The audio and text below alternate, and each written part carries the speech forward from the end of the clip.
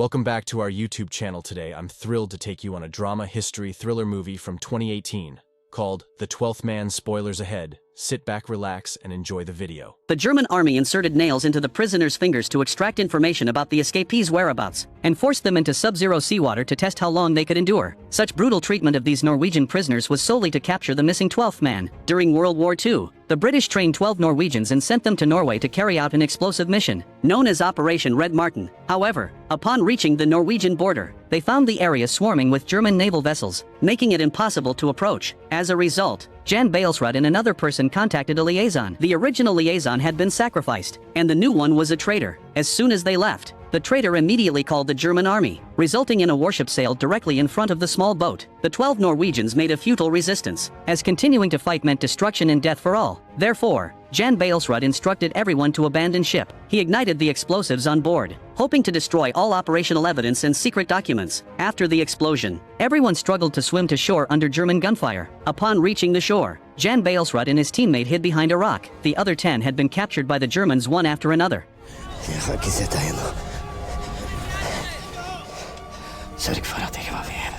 The only remaining Jan Balesrud saw the document bag. The Germans fished it out just as they had the idea to go and get it. The soldiers handed him over to the officer, who began interrogating the prisoners. At that moment, Jan Balesrud seized the opportunity to run up the mountain. Seeing this, the officer immediately ordered a pursuit. Jan Balesrud hid behind a rock, quickly took out his frozen pistol, and knocked off the ice on the rock to successfully load it. Choosing the right moment, Jan Balesrud turned around, knocked down a soldier, and did not dare to delay a second longer. Continuing to flee, the pursuing German soldiers aimed their rifles and shot Jan Balesrud in the toe, with his blood serving as the perfect trail. Despite this, Jan Balesrud did not stop. He confused his tracks and bloodstains by the lake, temporarily preventing the Germans from continuing their pursuit. Taking advantage of this time gap, Jan Balesrud managed to get to the beach at Twelfth Fjord. At night, having gained a moment to breathe, Jan Balesrud quickly checked his injuries and put his only sock on his right foot. Suddenly, the German army fired several flares into the sky. They had not given up the search for Jan Balesrud. In the illuminated darkness, he became completely exposed, with nowhere to hide. He had no choice but to bravely enter the sea. When his life was threatened, not even the cold seawater could stop his desire to survive. The German officer personally felt the water temperature and deduced that a normal person could not stay in such cold seawater for too long. However, Jan Balesrud had already swum to the opposite shore, gasping for air on the beach and temporarily escaping the German manhunt. Frozen solid, Jan Balesrud spotted a small boat. Because they were all Norwegians, the two people on the boat did not ignore him. They took Jan Balesrud back to their home. At this time,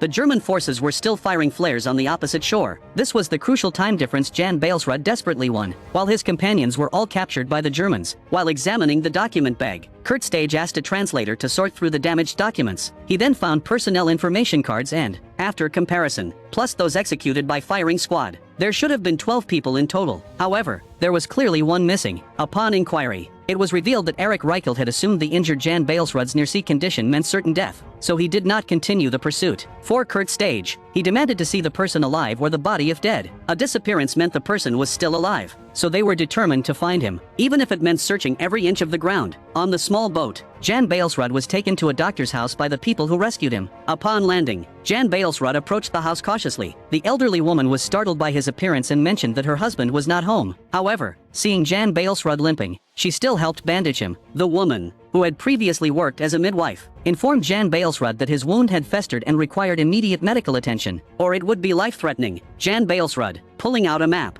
expressed his desire to return to his previous location to rescue his teammates. Suddenly, the elderly woman heard noises. It was the German army coming to inspect. Looking for the injured Jan Balesrud, the first places they inspected were the homes of medical practitioners. Fortunately, the inspection was not thorough, and they managed to escape through the back door. On the other side, Kurt Stage had translated the documents and learned about Operation Red Martin. However, without finding the missing 12th person, the matter was considered unresolved. Meanwhile, Jan Balesrud followed the coastline, walking through mountains and across snow, until he finally found the house the elderly woman had directed him to. The homeowner's daughter had been delivered by the elderly woman. The family was kind and friendly. Seeing Jan Balesrud's injured toes, the woman immediately disinfected his wounds. For more effective treatment, Jan Balesrud needed to go to the hospital. However, Jan Balesrud was well aware that going to the hospital would be walking into a trap, as the other captured teammates were at the hospital where the woman worked. She informed Jan Balesrud that the rest of his team would be executed that night, a piece of news that devastated him, as he wept in sorrow. A little girl gave him a map she had drawn, hoping it would help Jan Balesrud escape his current predicament. Since he could not save his teammates, he must find a way to escape from the clutches of the German forces. Sweden, as a neutral country, meant survival for Jan Balesrud if he could cross the border from Norway. The Norwegian comrades who had carried out the mission with him had all been tortured, yet not one had confessed. After enduring endless torment, they were eventually lined up in front of a prepared mass grave. Gud signe vårt dyre fedreland, og la det som hagen bløma. Lat lysa din fred på fjell som kristne.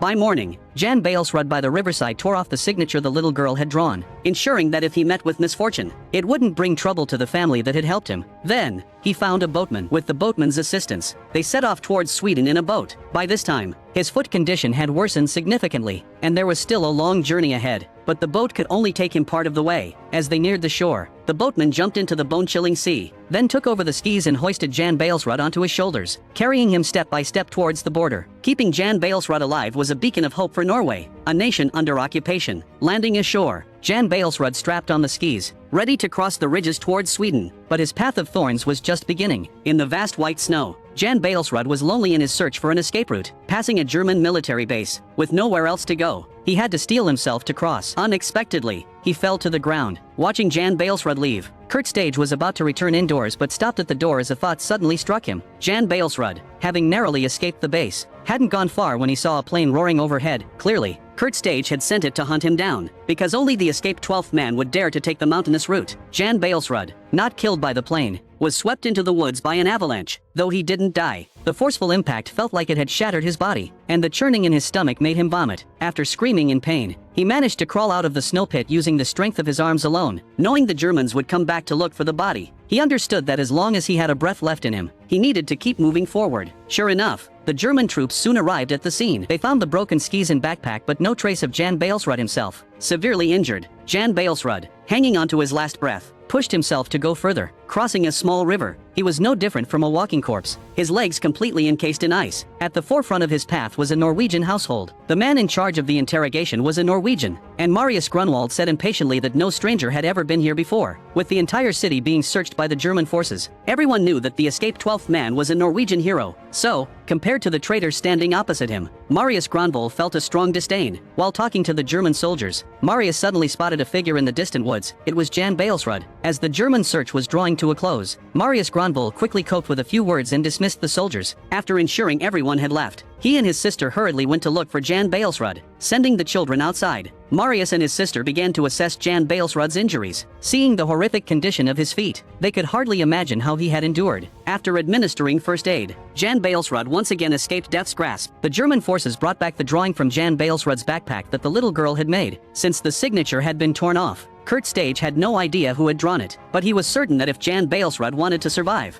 he would seek help at a farm near the avalanche. Under the care of Gudrun Granvoll, Jan Balesrud woke up after being unconscious for several days. Before they could exchange a few words, they heard the sound of a car engine. Jan Balesrud immediately asked for a handgun, while Gudrun Granvoll ran outside at once. This time, Kurt Stage led the team personally, planning to search the nearby farms again. He went straight into the barn, while Jan Balesrud, armed with a gun, hid behind a pile of hay on the second floor. Gudrun Granvoll was extremely nervous outside. As Kurt Stage was about to climb to the second floor, the badge on his collar got caught. After a brief glance and noticing nothing unusual, Kurt Stage jumped down and hurriedly picked up his badge from the hay. The search was fruitless again. A disappointed Kurt Stage got into the car headed for the next farm. Once the German troops had all left, Marius Granvoll quickly carried Jan Balesrud out. It was too dangerous to stay any longer, as they would eventually be discovered. Therefore, he took Jan Balesrud to a small cabin in the mountains, leaving him with candles, sweet potatoes, and a bottle of wine to ward off the cold. He told Jan Balesrud to rest for a few days and promised to find a way to get him to Sweden. After Marius Granvoll left, the pain from his foot injury led Jan Balesrud into a breakdown. The dual torment of mind and body caused his mental state to deteriorate, haunted by constant nightmares and struggles. Finally, unable to endure any longer, Jan Balesrud removed his sock. He used a knife to cut open the bandages, and the moment he did,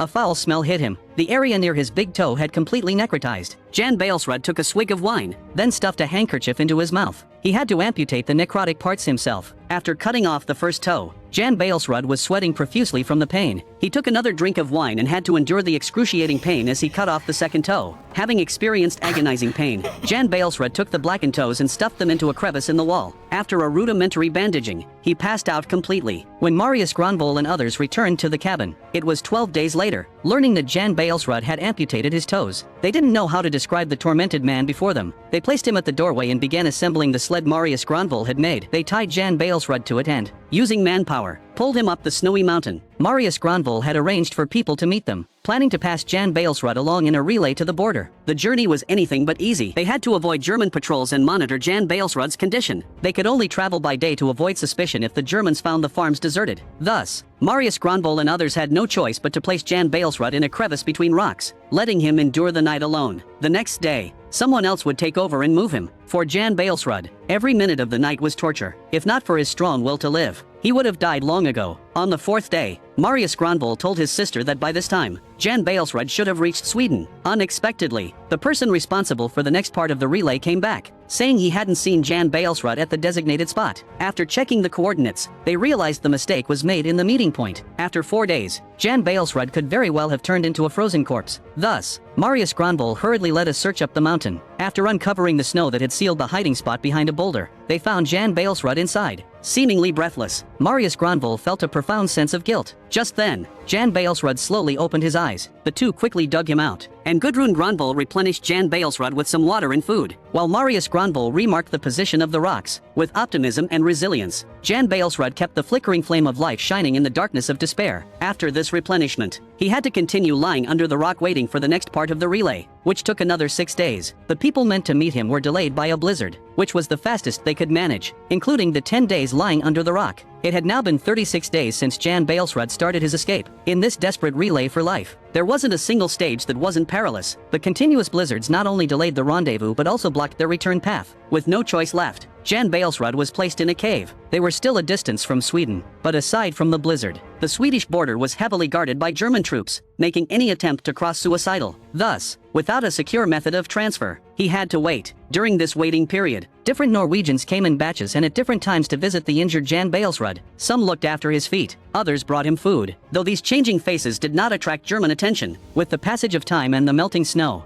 it soon would be impossible to transport Jan Balesrud across the border. Therefore, Marius Granvoll took Jan Balesrud to a pasture, where the sled was tied to reindeer. If a large herd of reindeer could rush across the border, Jan Balesrud could follow them, presenting his only chance at escape. At that moment in the pasture, Gudrun Granvoll suddenly remembered giving Jan Balesrud a handkerchief with her name on it. If the Germans found the cabin, she would be implicated. Thus, the siblings hurried to clean up the cabin. However, upon arriving at the cabin and before they could conduct a thorough check, they encountered German troops. Soon, Kurt Stage also arrived at the cabin by plane, and the siblings were held on the spot. Kurt Stage quickly found the toes that Jan Balesrud had amputated in a crevice of the cabin's wall. Along with evidence, there was little for the siblings to say. Kurt Stage refrained from killing them, instead aiming to extract information about Jan Balesrud's current whereabouts. He had already reported to Berlin that all 12 men were captured and executed. However, if Jan Balesrud managed to leave Norway alive, it would be considered an act of deceit against the state. Meanwhile, as the herd of reindeer sprinted rapidly, Jan Balesrud embarked on a new journey of survival. Completely bound, he left his fate to chance. The German border guards, observing the large group of animals charging through, watched curiously, unable to discern that a man was hidden among them. In those tense minutes, Jan Balesrud once again faced despair. His body was thoroughly wounded. Relying solely on his remaining willpower, he flipped the sled over and quickly removed his gloves to frantically shift his position by sliding on his arms across the snow. In the open snow, he was an easy target. Fortunately, he slid down a slope before the German troops could fire, merely delaying his inevitable capture. Several German soldiers approached, and Jan Balesrud's pistol had only one bullet left, intended for himself. Seeing the reindeer return, Jan Balesrud knew he wasn't fated to die yet. Taking the chance before the German troops could reach him, he quickly tied the rope to the reindeer, leaving his fate to the heavens. Thus, he successfully crossed into Swedish territory. This race against death finally ended in victory for Jan Balesrud. Back at the cabin, Kurt Stage received a call with the news. Facing failure and unsure of how to proceed, Kurt Stage walked slowly into the sea. 3 months later, the rejuvenated Jan Balesrud was gradually recovering, holding the rewritten documentation of Operation Red Martin in his hands. Reflecting on his hellish ordeal, Jan Balesrud slowly turned and walked with a limp to the captain, handing over the documents before receiving his own military cap. Despite all hardships, Jan Balesrud never gave up the fight. He continued to serve in the military, training new soldiers until Norway was liberated. This story is adapted from true events. The Marius Granvoll siblings escaped execution by the German forces. Kurt Stage was executed in 1947 for war crimes. Jan Balesrud has said he is not the hero. The real heroes are those who helped him.